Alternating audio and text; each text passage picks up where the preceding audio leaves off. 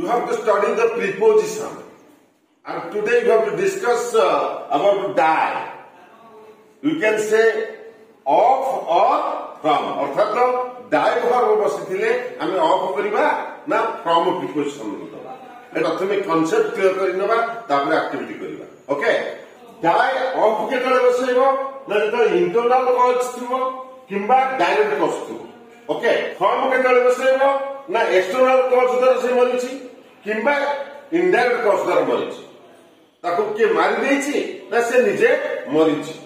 अर्थात निज शरीर भितर जदि कौन प्रकार डिजीज बाहर मरीच ताहले तुम कर ऑफ. जदि बाहर कारण जो मरुच ताहले कर फ्रॉम. ओके ताहले आमे गोटे एक्टिविटी कर देले आमे जानि परिबा. First question is he died that's his illness. Kind of कला ना हिज इलनेस तार इंटरनल कॉज है ता शरीर भितर रोगटा एति बसला ताले कोन होला of. He died that's cancer. Cancer गोटे रोग रोग द्वारा मल कैंसर रोग ताले एटी कोन हो third question the old man died that's overeating. प्ले के ओवर ईटिंग अछि एटा एक्सटर्नल कॉज नै इंटरनल कॉज एक्सटर्नल. ताले एक्सटर्नल रे कोन बसेबा नो. The young boy died that's suicide.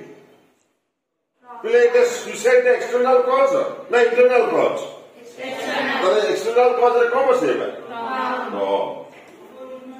The he died that's hunger से भोक करे मरि गेला सेटा इंटरनल कॉज ना एक्सटर्नल कॉज रे कौन बसेबा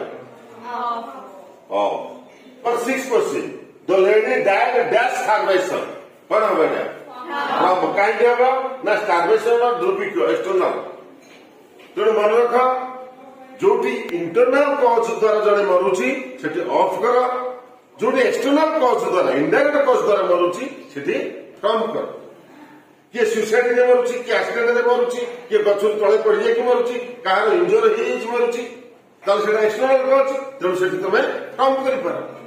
जे कोन प्रकार डिजीज रे जदि मरि गेला ताल तमे ऑफ कर दी पार. ओके